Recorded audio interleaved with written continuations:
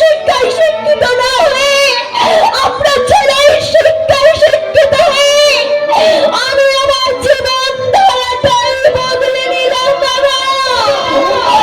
আমি আমার জীবন ধারাটাই বদলে নিলাম। মাস্টার মশাই, এখানে কান্নাকাটি করে অপেক্ষা করে কোনো লাভ হবে না। চলুন, ওই পচাগোলা লাশটার তো শ্মশানে নিয়ে গিয়ে কোনো দাহ ব্যবস্থা করতে হবে। ওকে শ্মশানে দাহ করার আগে আমাদের সকলের মাঝে একটা কথা পরিষ্কার হয়ে যাওয়া দরকার। কি কথা? দাদাই সংসার থেকে আলাদা।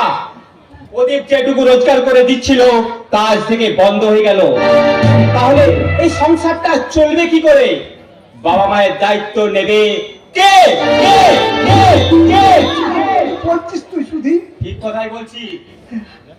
শোনো মা, আমার বাড়িটা কমপ্লিট হয়ে গেলে আমরা সে তখন নতুন বাড়িতে চলে যাব। তখন তোমাদের দায়িত্ব নেবে কে? কি হবে তোমাদের শেষ ঠিকানা?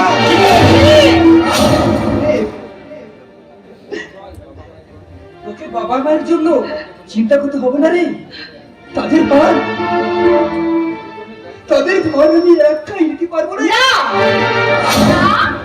না, আমি তা পারবো না। কারণ আমাকে যখন এরা আলাদা করে দিয়েছে, তখন এই সংসারের আর কারো দায়ভার আমি নিতে পারবো না।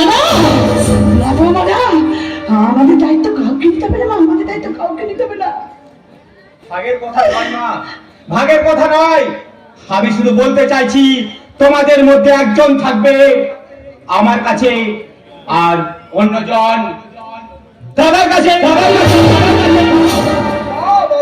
চমৎকার চমৎকার। এই হাই সোসাইটিতে কিন্তু এই একটা সুবিধা আছে, বাবা মাকে নিয়ে দুজনেই যদি তা করে কাজের লোক পেয়ে যাবে।